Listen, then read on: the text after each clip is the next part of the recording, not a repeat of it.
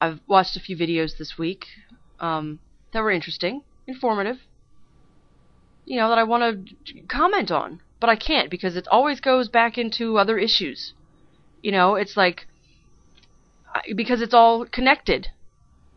The libertarianism is connected to the feminism. The feminism is connected to the immigration. The immigration is connected to the drug law. The drug law is connected to the sex laws. The sex laws are connected to the fucking immigration. The immigration is connected to the libertarianism. The libertarianism is connected to the feminism.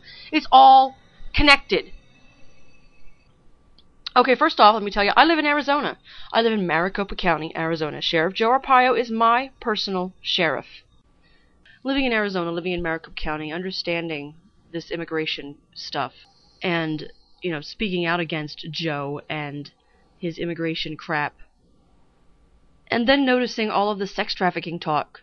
As a feminist and a libertarian and someone who is pro-immigration and open borders, I took real note of that shit. And not to mention I'm a sex worker. I mean, they take lies about prostitution and lies about pornography, exaggerations and falsehoods, and they use that stuff about prostitution and pornography to support the anti-sex trafficking legislation that is all over the world. Not just in the States, it's all over the world. And then I turn around and I see immigration discussions. And people are talking about immigration, this and that and the other thing. And I've seen quite a few of my fellow open border type folks saying, we need to reform immigration, open the borders, blah, blah, blah, blah, blah, but, hey, let's not ignore that sex trafficking, they say. And you'll excuse me, but that makes me want to fucking stick a fucking pair of scissors in somebody's eye. It's like, can you not see? Can you not see? The legislation that they're rolling in about sex trafficking is just a way to control women and children by presenting it as, we're doing it to protect them. Really, you're doing it to protect them. It doesn't take much to see who's in charge of these anti-sex trafficking organizations. For real, to see who's in charge of them, and to read a little bit about them, and to see what they're really about, and what they really care about. They don't care about women. Just two names for you, Linda Smith and Mark Lagon. Look it up, Lagon. There's a video somewhere down in my favorites about Arpaio, about Sheriff Joe Arpaio and the immigration stuff here. And it talks about, well, during the video, they mentioned 2 or 3 men who were swept up in these immigration raids.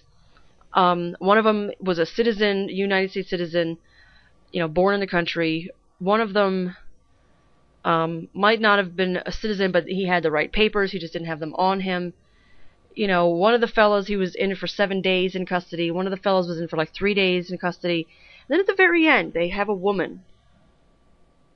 And they don't say where her worksite was. All they say is, this woman was picked up in a worksite raid on a certain date. She had her jaw broken. And she was in for 3 fucking months. She also had a newborn that they took away from her. She's got the newborn back, but she had a newborn that they took away. She was not allowed to breastfeed it. And if you think that's all about the poor little baby not getting nutrients, you're wrong. You're wrong. Okay? It's about the pain in the breast as well. It's about what happens to the actual woman in the mix. Now, I don't mean to cast aspersions on this woman, but to me, with my jaded eye, my cynical eye, I was like, why didn't they say what her worksite was? Was it perhaps a massage parlor? Was it perhaps an anti-sex trafficking raid that she was picked up in? Is that perhaps why it took her 3 months to get out? Because the way they have these laws worded is that, they tell the cops and the prosecutors and whoever, they say, don't trust their husbands, don't trust their families, because their families might be trafficking them. Their families might be abusing them.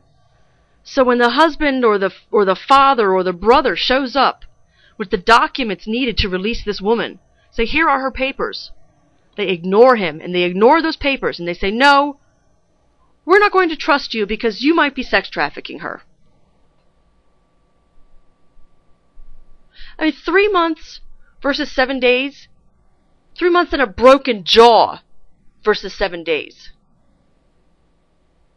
That's the fucking ultimate example that I can give of my sex workers' rights advocacy, my immigration rights advocacy, my libertarian advocacy, and my feminist advocacy.